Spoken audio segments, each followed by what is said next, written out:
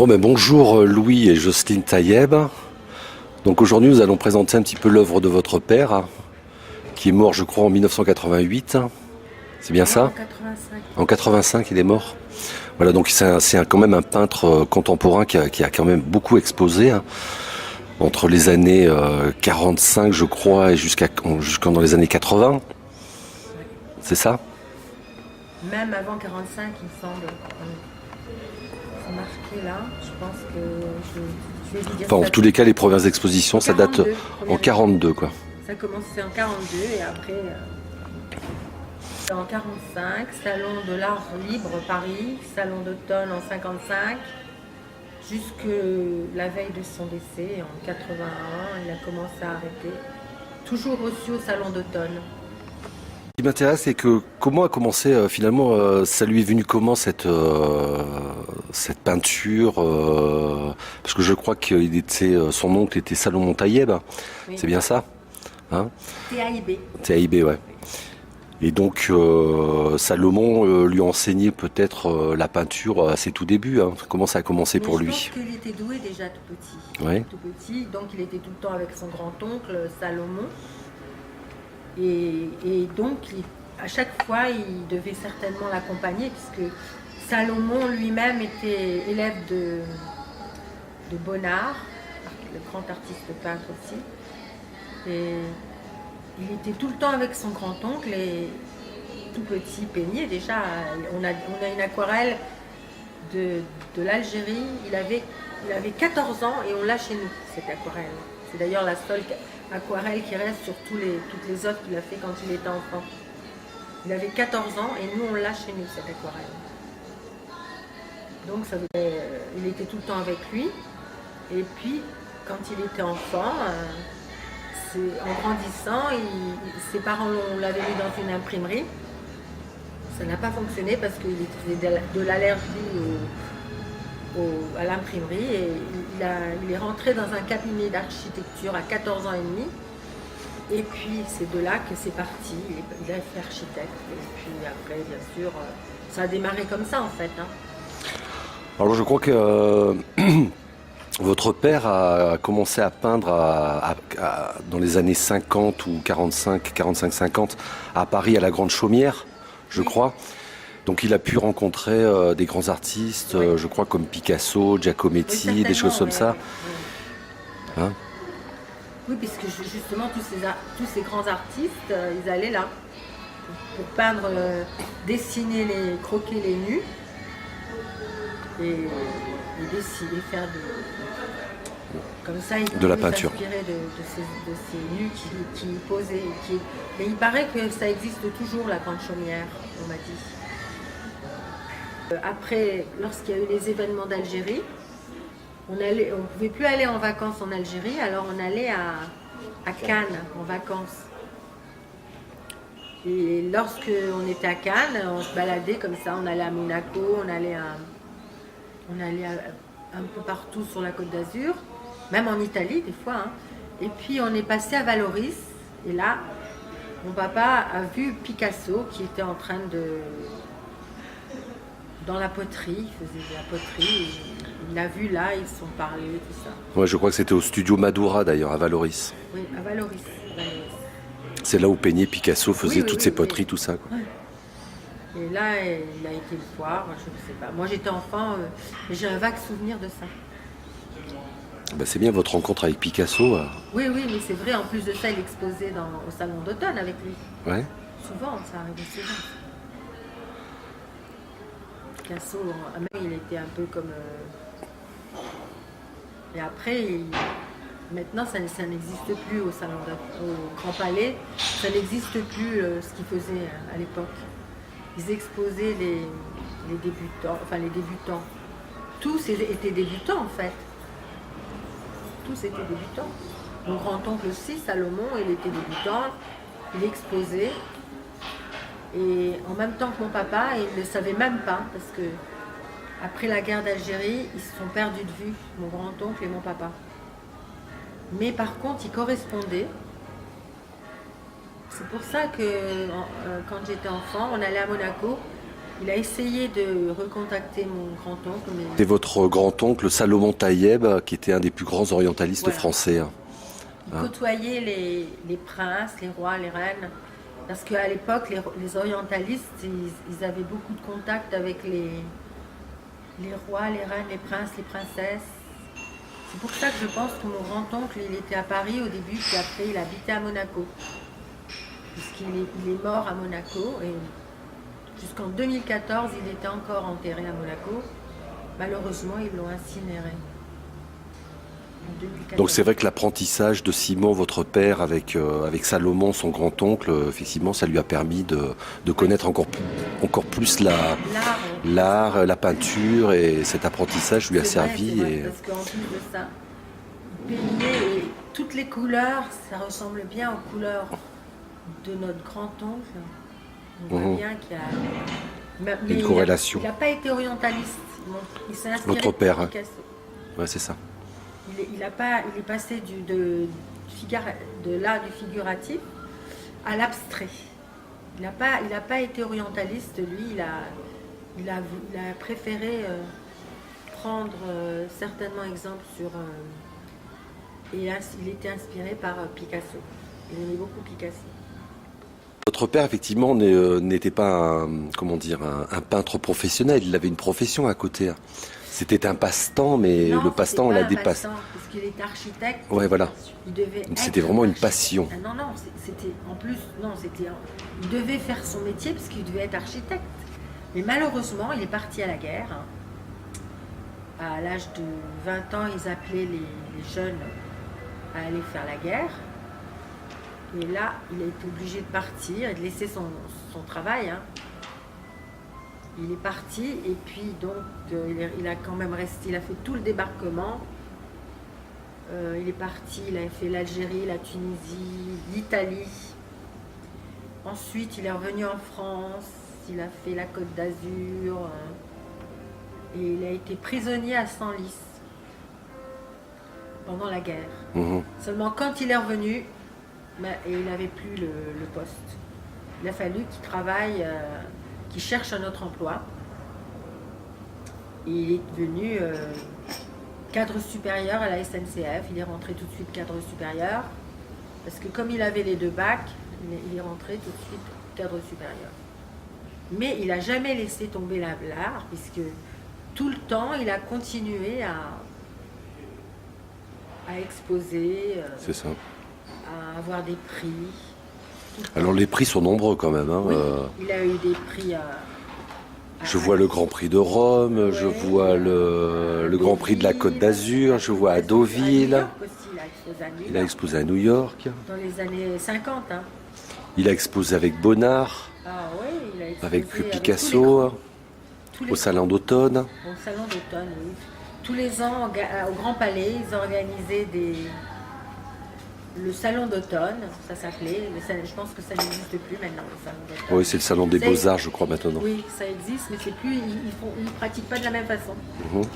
Tous ces artistes, comme mon grand-oncle aussi, il exposait aussi. Mais ils ne savaient pas qu'ils exposaient en même temps. C'est quand même curieux. Oui, c'est curieux. Ils ont exposé dans les mêmes salles en ne sachant pas à cause de la guerre. Nous, on l'a vu parce qu'on savait que c'était notre grand-oncle et on a vu qu'ils exposaient ensemble. Pourquoi ça a une importance capitale de dire que, normalement, avant la guerre d'Algérie, il n'a pas retrouvé son poste d'architecte. Qu'est-ce qu'il a fait? Il est allé à Paris, il a posé une candidature pour un emploi en Bourgogne. Il a été à Toulon-sur-Arroux. Et là, il a débuté cadre supérieur à Toulon-sur-Arroux, un plus petit village. Et ensuite, il est allé à Autun. Là où je suis née à Autun, moi. En Bourgogne. En Bourgogne, oui, je suis autunoise. Et d'ailleurs, c'est la raison pour laquelle nous, on a été porter un tableau au musée Rollin d'Autun. Ah oui, c'est vrai qu'il y a un tableau qui est exposé au musée Rollin à Autun. Oui, en souvenir de notre papa, puisque il était très apprécié en Bourgogne et il avait exposé même aux Halles d'Alencourt à Autun. Il avait fait une grande exposition en 77. 18 par là.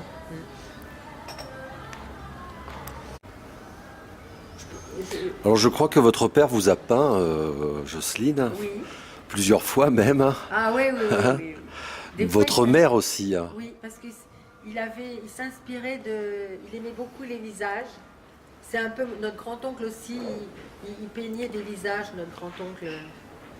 Et il a même peint des orientalistes sur des sofas. Et mon papa aussi peignait les visages. Alors moi j'ai souvent des tableaux avec. Il s'inspirait de ma maman, il s'inspirait de moi, il s'inspirait des amis de mon frère. C'est selon son inspiration et ça partait comme ça. Et il faisait croquer des. Et Louis, votre père, vous a pas peint, vous, par contre? Ben, c'est-à-dire que si, j'ai une petite faute. En figuratif, j'écris sur... Au crayon? J'ai l'âge de 6, je dois avoir 6 ou 7 ans. Je dois avoir 6, 7 ans ou peut-être 8 ans. Et j'écris, il m'a peint en écrivant. Figuratif, bon. D'accord, mais il était plus inspiré par les femmes quand même. Oui. On voit quand même dans sa peinture qu'il y a plus de... Il aimait Oui, il aimait beaucoup les visages. Et votre mère en particulier quand même. Notre maman, oui, il la peint souvent. Enfin, ça restait de la peinture figurative, pas beaucoup de nus quand même. Il n'était pas... Si, parce que les nus, il en a peint. C'était à la Grande Chaumière, ça a commencé ça. Oui. Le nu debout, la femme... Nous avons perdu un grand carton à dessin et certainement que là-dedans il avait essayé de la Grande Chaumière et tout. Nous l'avons perdu. De nus d'animaux aussi. On nous l'a fauché aussi parce qu'on nous a fauché beaucoup de choses. Ouais. Et tout ce qu'il avait, il n'a pas pu retourner en Algérie. Donc tous ces dessins qu'il a pu effectuer très jeune, son saxophone aussi. Tout a été perdu, quoi. Heureusement, il a récupéré quand même une aquarelle. Une aquarelle, c'est tout ce qu'il nous reste. Et Et le pilon aussi. Un pilon aussi. Un tableau, pilon, c'est ce qui reste de tout ce qu'on nous a, un pilon on a qui est perdu très joli. là-bas. J'espère qu'on va le retrouver. Le départ d'Algérie, ça se situe à quelle époque exactement? C'est-à-dire que nous, mon papa, lui, il est parti avant la guerre. Avant les événements. C'est-à-dire en 47, après la guerre, là, après le débarquement, il a été à Paris, parce qu'on avait de la famille là-bas, des cousins à lui. Il a été à Paris et malheureusement ses cousins, ils ont disparu pendant la guerre. Hein, parce que quand il est revenu, il les a plus revus. Quelles sont les peintures que vous préférez le plus chez votre père finalement? Moi j'aime bien, parce que quand il s'inspirait, j'aimais bien regarder, c'est le fait qu'il me peignait à moi, ça m'a donné l'envie d'être mannequin. Je posais beaucoup pour lui, et c'est de là que c'est parti cette envie d'être mannequin. Vous étiez son inspiratrice, Oui, hein, vous, votre mère. Il s'inspirait de nous, et moi, ça m'a donné cette envie de faire ce métier-là. Moi, j'aime beaucoup tous les prix qu'il a eu à Rome, hein, Thalie, le Zeus et Psyché, le roi et la reine. J'aime beaucoup ces tableaux. Et d'ailleurs, quand on voit ces tableaux-là, on voit qu'il a quand même eu un grand-oncle qui était orientaliste, parce que ça fait un peu orientaliste, ces deux tableaux qu'il a eus. C'est un petit peu inspiré déjà aussi de son grand-oncle, hein, je crois, à mon avis. Hein. Et moi, je les aime beaucoup, ces tableaux-là. Ça, c'est des tableaux qui datent des années 70, quoi. Oui, hein, juste, voilà. Et aussi, j'aime bien tout ce qui est les caracoles, la femme au chapeau, les dinosaures. Toutes ces œuvres-là, j'aime beaucoup. Et ça plaît énormément. Tout le monde aime beaucoup ce genre de... Alors, je crois que votre père peignait énormément. Comment ça se passait ces séances de peinture à la maison Ah oui, mais il avait un atelier au-dessus. On habitait dans une villa. Et il avait fait son atelier au premier... Nous, on était au rez-de-chaussée et au premier étage, sous les toits de notre le villa, il avait son atelier. Il peignait dans l'atelier. Il peignait énormément toute la journée. Comment ça se passait ces séances, hein? Oui, mais des fois on ne le voyait pas pendant. Il était là et il peignait. C'était vraiment ça, tout le temps là. Il était là et il se mettait à peindre. Voilà, c'était constamment, on ne le voyait pas, il était là en train de peindre. Il avait beaucoup de. Et vous, votre famille, votre frère, votre mère, voyez ça comment, quoi, finalement, cette passion dévorante un peu? C'est-à-dire que nous, on avait l'odeur de la peinture, de l'essence. À l'époque, il n'y avait pas tous ces moyens et qu'on ne sente pas du white spirit inodore. On sentait les odeurs. C'est un petit peu... c'était fort comme odeur, mais enfin, nous, on savait que c'était sa passion, alors on le laissait. Tout le temps, il peignait tout le temps. Ouais, parce que je crois que son œuvre est quand même assez énorme. Vous avez encore beaucoup de tableaux. On en a récupéré, on en a offert, on en a vendu. Voilà. Mais on en a gardé quelques-uns parce que c'est en souvenir. Et puis des fois, on fait des vernissages, on expose. Donc là, finalement, depuis quelques temps, vous essayez de réhabiliter un petit peu l'image, enfin la personnalité de votre père. C'est vrai que un livre vient de sortir, vous faites des vernissages, vous organisez plein de choses autour de l'œuvre, de son œuvre finalement. On repart à zéro en fait. On repart à zéro parce que nous on a vu un commissaire-priseur qui nous a dit qu'il fallait tout recommencer à zéro. Étant donné qu'on est resté longtemps suite au décès de mon papa, on a stoppé. Et le commissaire-priseur, il nous a dit qu'il faut tout recommencer à zéro. Alors ce qu'on a fait, on est retourné dans notre village à Autun. On refait des vernissages, voilà. Et on va des livres, on fait des photos, voilà. Tout ce qu'il faut faire, comme si, en hommage à ses œuvres, à tout son parcours. Alors Louis, est-ce que vous pouvez nous parler de ce tableau qui est quand même un des plus grands tableaux de votre père? Il aimait bien faire des miroirs parce que sur son œuvre à Rome, Thalie, c'était déjà une femme qui était dans un miroir. Alors il aimait beaucoup ça, faire des œuvres avec son miroir. Regardez Thalie, c'est une œuvre qui était à Rome, trempée à Rome, et donc on la voit plusieurs fois reflétée sur le miroir.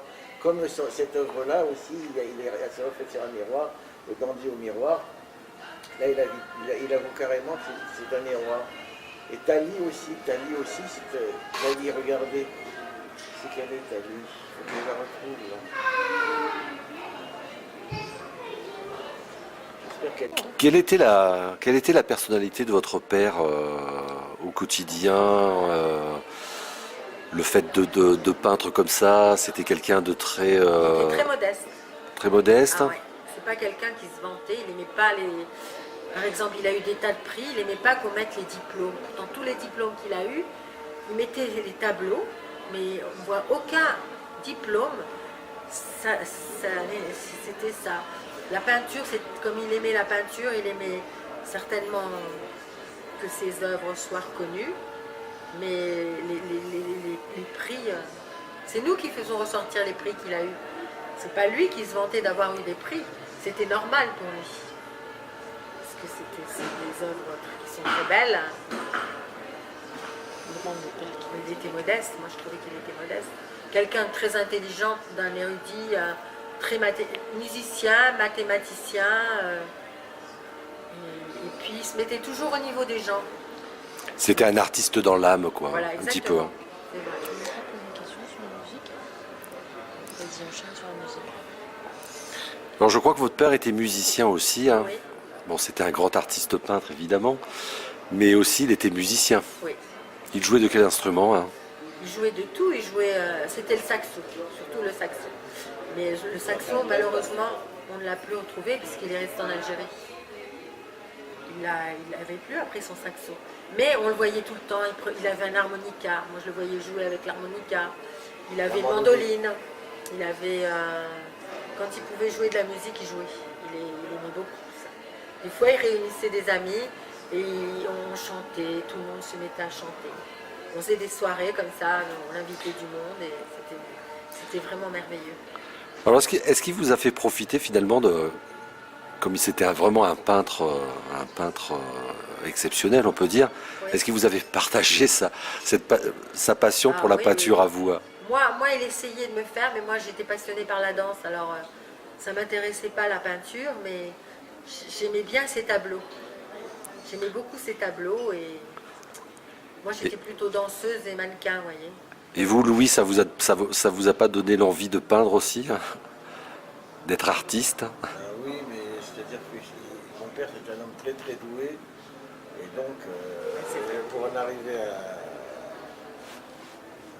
faire... On n'arrivait pas. On ne pouvait pas arriver à... Je n'avais pu arriver à... À son niveau, Non. Il avait un don. il Moi, avait je un pense- don. Oui, nous, on n'avait pas ce don-là. nous. Moi, j'avais le don de la danse, le don de peut-être de faire des décorations, mais je ne me voyais pas peindre. C'est marrant. Hein. Alors actuellement, vous avez une exposition qui est en cours là, qui a commencé donc au début décembre, le début décembre et qui va durer jusqu'au 17 janvier, je crois.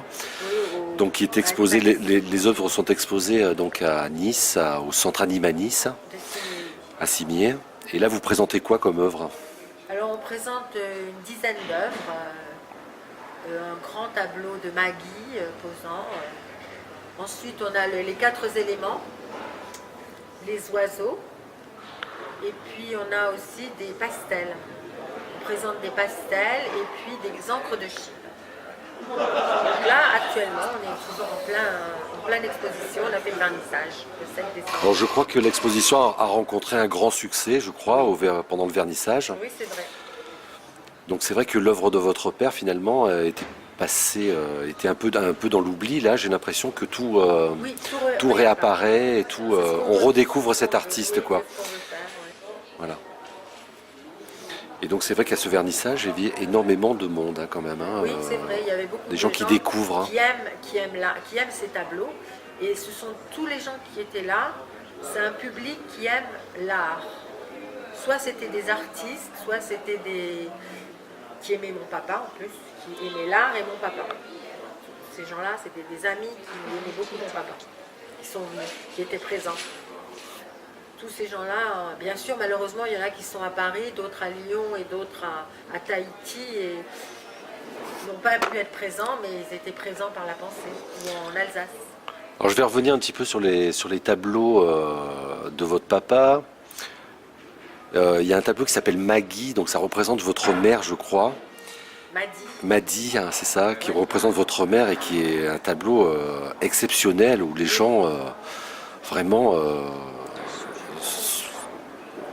sont subjugués un petit peu par ce tableau. Vous pouvez nous en parler hein? Oui, mais c'est un tableau qu'il a fait lorsque ma maman venait de se marier. Il l'a peint en train de tricoter, parce que ma maman, il m'en tricoter beaucoup. Et elle est assise sur un fauteuil style Voltaire, je pense. Un beau fauteuil. Et là, on la voit, elle est vraiment... Et le tableau, on voit que c'est un tableau qui date des années 50, hein, quand il s'est marié. Parce qu'elle était déjà jeune, ma maman. On voit qu'elle est jeune. C'était vraiment un tableau qui faisait du figuratif. Là, on voit vraiment que c'est du figuratif. Hein. Quelle était la méthode de peinture de votre père? Il peignait au pinceau? Est-ce qu'il peignait de temps en temps avec les mains, les doigts, les choses comme ça? Tout ça, le pinceau, les doigts. C'était surtout de la peinture à l'huile. Mmh.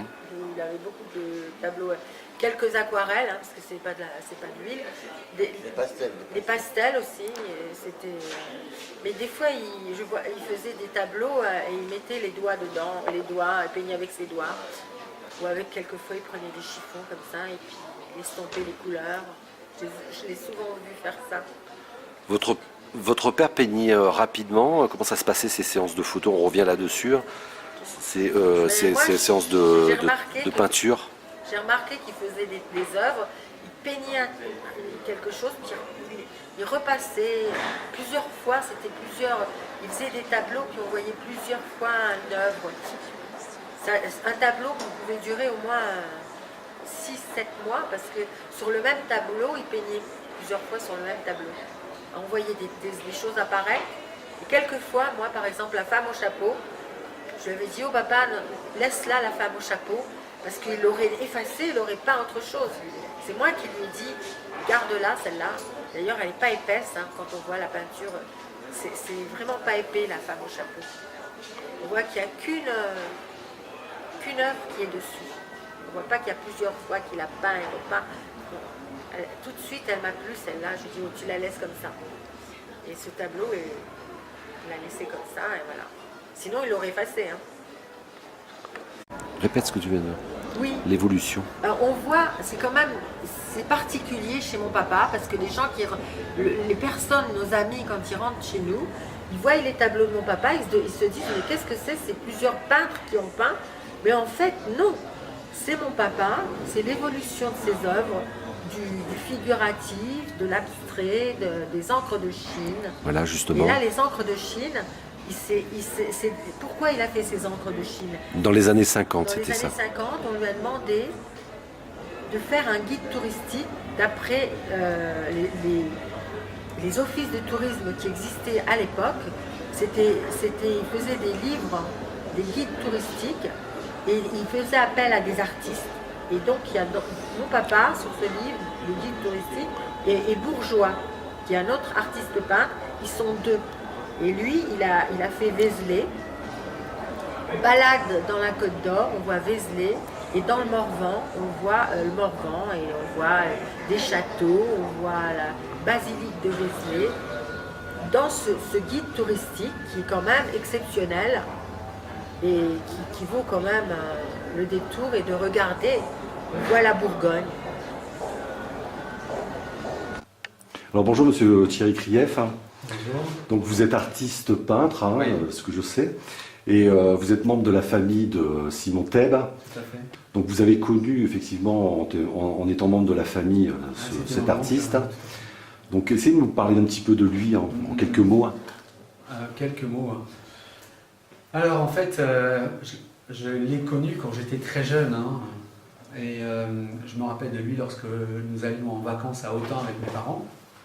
Et j'ai eu une fort grande impression parce que depuis de nombreuses années, je voyais ses œuvres chez mes oncles, chez mes tantes et chez mes parents, puisqu'il avait offert de ses toiles à chacun des membres de la famille. Et ce qui m'impressionnait, c'est surtout toutes ces couleurs qui étaient assez flamboyantes. Et ça m'a aidé et ça a certainement donné l'envie de peindre moi aussi. Et surtout lorsque nous allions un temps chez mes cousins, il a pris le temps de me montrer des choses dans son atelier. Et voilà, donc ce qui m'a surtout impressionné, c'était les grandes toiles qu'il faisait de style cubiste. Il y avait beaucoup de force et d'intention dans son trait et dans ses couleurs. Et ça m'a impressionné vraiment beaucoup. Oui. C'est plutôt sa période cubiste qui vous a plus marqué que sa période d'art naïf. Oui, parce que c'est cette partie de l'art que j'aime bien en peinture, le cubisme. Et vraiment, il m'a bien montré un peu la voie dans ce type d'œuvre. Donc vous, en tant qu'artiste, vous avez été influencé visiblement par... Est-ce que vous avez peint avec lui? Est-ce qu'il vous a... de quelle façon il vous a influencé? Ouais, quelque part. Alors, j'ai pas peint avec lui, mais on va dire que un des premiers pinceaux que j'ai eu dans les mains avec de la vraie peinture à l'huile, c'est lui qui me l'a mise entre les mains. Et oui, ça m'a fait quelque chose. Je me suis dit, tiens, pourquoi pas? Voilà. Bon, il est vrai que j'ai toujours été attiré par le dessin et la peinture depuis toujours. Et associé à la poésie, à la musique. Et voilà, l'influence de M. Thèbes sur mon travail est certaine, oui. Bon. Alors en fait, j'ai entendu, enfin, en fait, j'avais des contacts avec mon oncle au travers de ses œuvres et au travers de ces toiles qu'il offrait à mes oncles et à mes tantes. Voilà. Et je me souviens d'une toile mais gigantesque qu'il avait faite pour mon oncle à Montmorency, dans sa maison. C'était une toile qui devait faire 2 mètres sur 3, mais justement dans cette approche cubiste, avec des tons émeraude et turquoise. Mais vraiment, ça m'a vraiment touché très fort, quoi, parce qu'il y avait beaucoup de force et dans les traits et dans les couleurs, en fait. C'est un coloriste de talent, en fait, cet homme. En tout cas, dans cette partie dans cette approche-là, vraiment, j'ai trouvé que c'était... Enfin, ça m'a vraiment touché, quand même. Au-delà de sa peinture, est-ce qu'il vous parlait de sa peinture en particulier, comme vous voyez? Encore une fois, à l'époque, j'étais trop jeune pour qu'il rentre un peu dans les détails. Hein. Je pense que quand les moments où nous avons été à Autun avec mes parents, je devais avoir aux alentours de 7-8 ans à peu près. Donc difficile de rentrer un peu trop dans les détails. Mais au-delà des mots, il y avait la vibration qu'il mettait, en fait. Et ça, j'ai bien aimé. C'est un homme qui avait beaucoup de caractère et oui, de la force, en fait. De la force dans ses convictions. Je crois qu'il a fait passer beaucoup d'émotions dans cette toile. Donc visiblement, vous êtes une grande famille d'artistes, parce que votre grand-oncle était Salomon Thèbes, Salomon Thèbes, un des plus grands orientalistes français, Simon Taillet, qui était aussi un artiste, et vous-même aussi, qui faisait de la peinture aujourd'hui. Oui, tout à fait. Alors, mais quand nous avons des personnes comme ça qui nous ont précédés avec autant de talent, c'est difficile de faire des comparaisons. On a chacun notre sensibilité, nos approches picturales, mais il y a toujours effectivement cette vibration qui reste présente, hein, et qui est la source de notre travail au final.